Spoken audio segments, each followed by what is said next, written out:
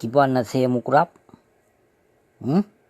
Yang kakak pegot hasil lun merit ngan cik fit ngan cuk fit tanoh be. Ternyata busi urang gasin selamanya jak babanan gotnyan untuk hujat ulama dan cik fit hana gedruiji. Nyoka jelas. Saya munafik kilo. Reduk ketang kedepu hai murtad palih kilo.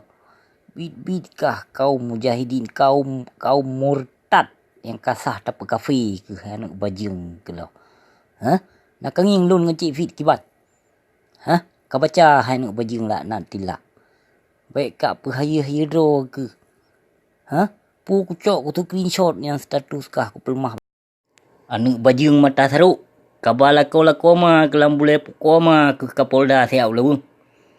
Baru kau nak aku pelemah hai anak bajing kelo. Ia boh saya kah lampap ma ke anak bajing. Ia boh Yahudi kah anak bajing. Kah kapreh sabo masa. Kapreh bah. Lemboi HP kah anak bajing akan kujuk ba dul lun nyan bah. Kapreh ke anak bajing. Katanya ba saya di lawung bah. Tho nyan bah. Anak bajing. Anak kafir laknat tilah ia boh bui kah. Patut ke mata saruk anak bajing muka hitam kelau. Ia boh kafir laknat tilah kah anak bajing mata saruk laknat tilah kelau. Kapreh sabuh masyarakat anak bajing laknat tilah bah. Akan ku cerita pemandung pe yang kah khun ke lun. Akan lun pegah pemandung bak dul lun nyan. Kapreh kah anak bajing bah. Kapreh. Kabar Kapolda laku makah yang kadiok makah yang anak bajing ulawung diat. Kabar diat. Kabar anak bajing kajak kakah ayu tigo. Nak kuyu berkah ke anak bajing bertuah. Anak bajing kafir laknat tilah ia boh bui. Ia boh Yahudi laknat tilah. Meran mata saruk anak bajing kelo. Hi jumuh lagi pukoi ma ke hi anak bajing laknat tilah kelo. Kabar laku ma ke tiat Kapolda. Yang laku ma kah kabar tiat anak bajing bah. Kabar tiat. Kabar tiat ulawung laku ma kah anak bajing yang Kapolda kalau diok ma kah ataupun kalau diok inong kah kabar ulawung tiat anak bajing.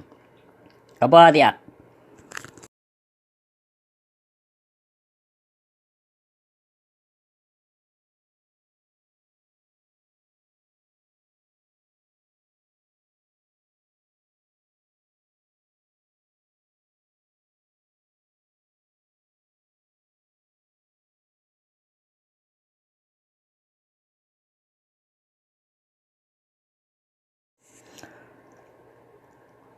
Kabar Kapolda laku makah yang kadiok makah yang anak bajing ulawung tiat. Kabar tiat.